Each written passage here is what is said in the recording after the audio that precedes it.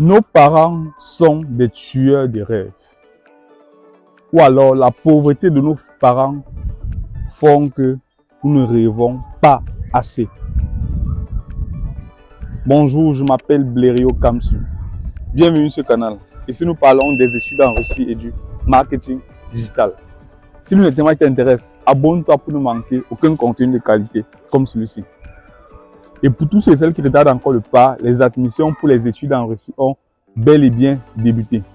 Donc, contactez-nous rapidement pour bénéficier d'une procédure de qualité à moindre coût. Je dis bien à moindre coût. Pour tous ceux et celles qui sont au Cameroun, vous avez la possibilité de payer après obtention du visa. Je dis bien après obtention du visa. Donc, vous ne prenez aucun risque. Rendez-vous rapidement dans nos agences à Yaoundé, à Douala et à Bafoussam pour bénéficier de cette procédure.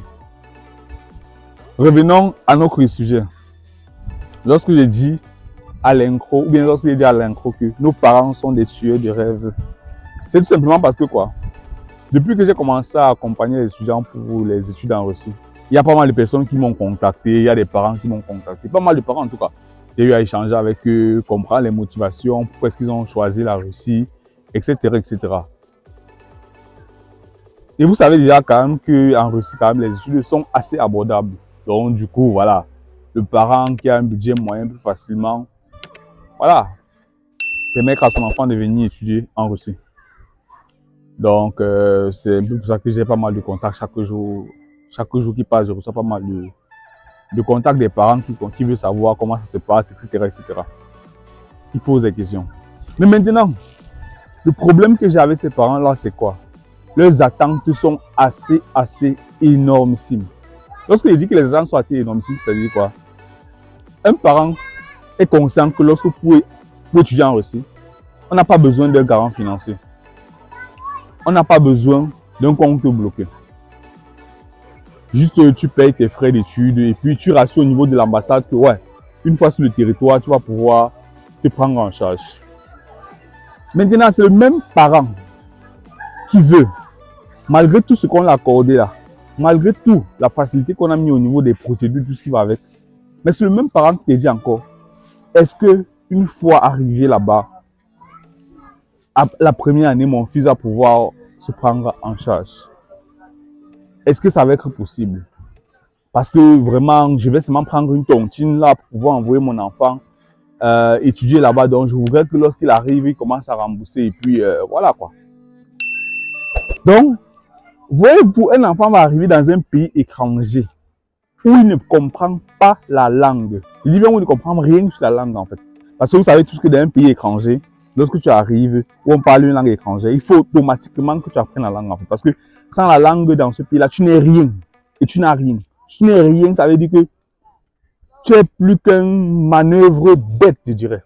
Parce que ton travail, c'est en usine, c'est porter ça, tu mets là-bas. Même porter, est-ce que tu vas comprendre comment dire porter? Non. Du coup, c'est très compliqué en fait. Mais nos parents ne savent, ils ignorent cela en fait. Tout ce qu'ils veulent, c'est quoi? Mon enfant va arriver là-bas, je veux qu'il commence à travailler, il se prenne en charge, qu'il suive ses cours, qu'il ait une bonne formation, qu'il ait médecin, qu'il soit médecin, etc., etc. Chers parents, avec toute la pression que vous mettez aux enfants là, vous pensez qu'ils vont vraiment aller à l'école et suivre les cours? Vous pensez qu'un enfant qui est là en classe, en train de suivre son cours, en même temps, ça en train de chauffer que il faut que je me prenne en charge, il faut que je paye le loyer, il faut que je paye la scolarité, il faut que je paye ci, il faut que je paye ça. Ce n'est pas évident. Ce n'est pas évident, chers parents. Il faut bien que vous compreniez cela.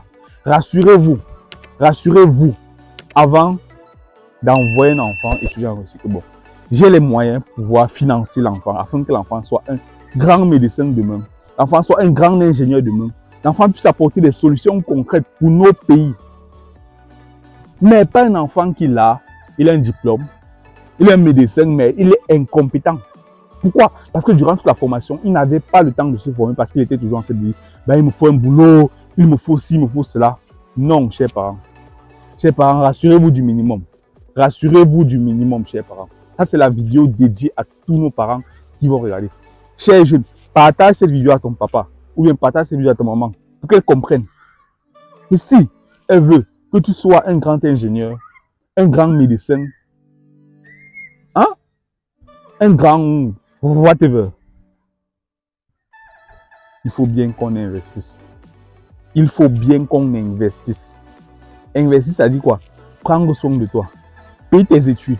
Parce que très souvent, on va peut-être se leurrer en se disant que non, tes frères qui sont en Allemagne font comment? Tes frères qui sont aux États-Unis ou au Canada font comment?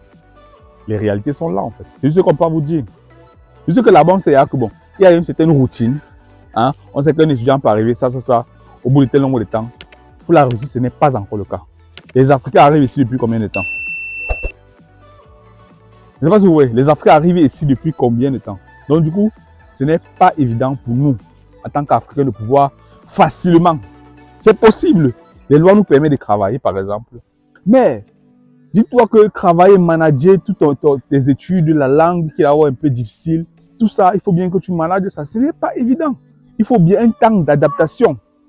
Moi, aujourd'hui, je parle des études en Russie parce que j'ai pris quand même pas mal de temps à pouvoir comprendre le système, à pouvoir comprendre comment ça marche, avant de me permettre aujourd'hui de faire une vidéo pour dire aux parents vraiment, ou alors de faire une vidéo pour parler de la Russie, des conditions des étudiants africains, afin que c'est un parent qui voudrait bien envoyer son enfant puisse se dire, ok, en écoutant la vidéo de Blériot ou en écoutant la vidéo de Christaweb, je peux quand même avoir des informations assez vraies, assez cohérentes qui vont m'aider dans ma prise de décision.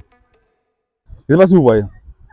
Donc vraiment, chers parents, cette vidéo avait été faite pour vous afin que, avant d'envoyer vos enfants étudier en Russie, rassurez-vous que, ok, nous avons le minimum pour pouvoir subvenir à ces besoins. Si vous n'avez pas encore l'argent nécessaire, hein, vraiment patientez. Patientez, ou alors l'enfant peut rester au Cameroun, ou alors en Afrique, de façon générale.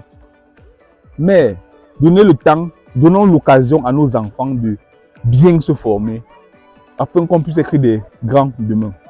Si nous n'avons pas cette bonne formation-là, on ne va pas pouvoir être des grands demain. Sur ce, à très bientôt et puis, bonne journée.